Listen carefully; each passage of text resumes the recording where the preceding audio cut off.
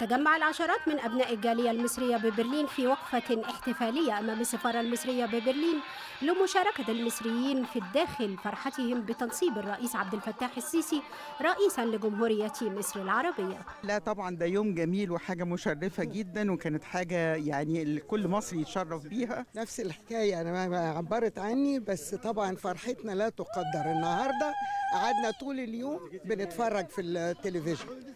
أنا سعيدة جدا وفخورة جدا، ورجعت أفتخر إن أنا مصرية وجاي أحتفل بعودة مصر. تحيا مصر. إحنا المصريين هنا في ألمانيا بنحيي مصر وراء الرئيس الجديد اللي أنقذ مصر، ووقف ورا الشعب المصري ووقف ورا بلده. الحمد لله النهارده شفنا حاجة جديدة ما حصلتش في مصر قبل كده، حاجة تاريخية بأن رئيس سابق بيسلم لرئيس حالي، ومتوقع ان هو يبقى فترة واحدة ان شاء الله او فترتين بانتخاب حر ونزيه. وكان الرئيس السيسي قد أدى صباح اليوم اليمين الدستورية كرئيسا لمصر لولاية مدتها 4 سنوات أمام الجمعية العامة للمحكمة الدستورية. بسم الله الرحمن الرحيم. أنا فرحان جدا جدا جدا بالنهارده، وفعلا أول مرة أفرح من قلبي.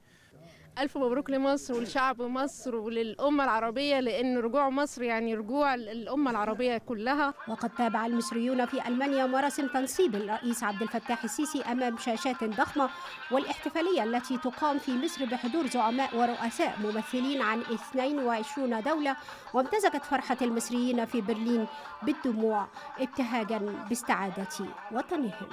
تحيا مصر، وأنا فرحان السيسي بقى رئيسي.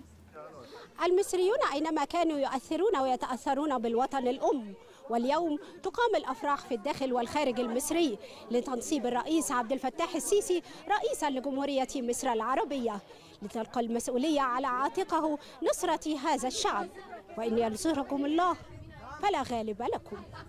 من أمام السفارة المصرية، إيمان البكري، التلفزيون المصري، برلين.